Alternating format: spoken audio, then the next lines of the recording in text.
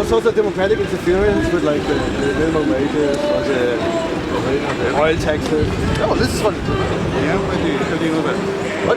Oh, these are existing cases. Yeah, but these agreements are approved by the parliament. Approved by the parliament? No, Yeah. TTIP is not approved. When it's negotiated, it will be approved by the parliament. Oh yes, so one day if you're successful, it will be approved. But right now, By the European Parliament, by the Parliament We're just here. here to appreciate all that work. We are so happy about it. So just keep up the good work. We appreciate it. No, but the important We're very thing, happy about it, but we agree. the important thing is that you realise what this is really about. Exactly. Yeah? This Okay. is about making profit, and we love it. If you say it's anti-democratic, then you have to say that you have to ignore the fact that it's approved by the European Parliament, by the Danish No, but we love No, it. there's a mandate. Let's not say that it's been approved. Yeah. Okay, but there's negotiations. There's Yes. only an agreement that will enter into force if the Parliament agrees. So this is not anti-democratic. Oh no, but the idea You can go and speak to your but- MPs and but say vote against it. But Chevron overruled local ruling in Uruguay. The Australian Parliament approved a law to ban. I know all about that. Yes. I know all about that. So these cases are democracy being killed by ISDS. Yeah, And do this is you believe in international courts?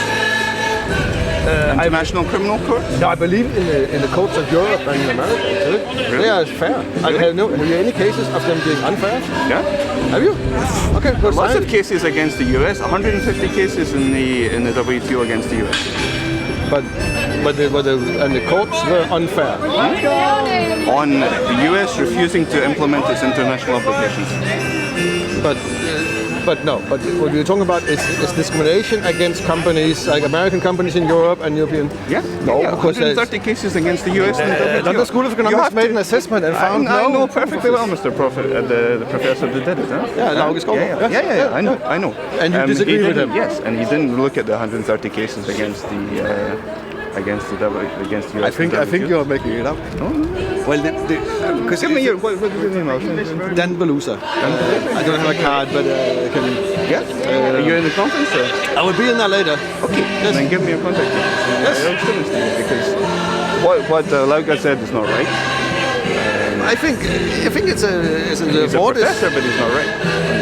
It's in London School of Economics. There were a few people around it, but you think discrimination in the courts is a serious problem? You do not respect the courts in Europe and Denmark. There are lots of cases where. But you don't respect the laws, the courts? No, of course, it's a different matter. It's when the international system doesn't respect, when the domestic system doesn't respect international obligations. Lots of examples of that. Sometimes it comes, unfortunately, from court cases. Sometimes it comes from law. Sometimes it comes from. Yeah? But I think the democratically elected government should have the right to decide on stuff like minimum wages. Of course they can. Well, but we see ISDS being used as a tool to. Do you know what that case is about? In Egypt? The Veolia case? Do you know what it's about? The Egypt one? Yeah. Well, partly about the minimum wages. Yes, it's about the fact that Veolia signed a contract with the city of Alexandria, Yeah. which said that Rubbish deal, huh? Huh? They're taking the garbage. Yeah, taking the garbage, which said that Veolia would I think we both know the case, but they would said they would be compensated for changes to the charges that made arise. Okay? So there's nothing to do with the fact that Egypt has a minimum wage and sets this a is minimum one of the wage at a costs which they particular are level. refuting. And Veolia sent Egypt and the city of Alexandria signed that contract. That was their decision to sign that contract, which is absolutely fine. The other thing you have to be aware of is So you think that the Egyptian authorities should not decide the minimum wages in Egypt? I think they should decide the minimum wages. But this ISDS case has nothing to do with whether they can or cannot decide the minimum wage. If they win it, it will certainly. No, I'm sorry, that's wrong. It's actually wrong. Actually wrong.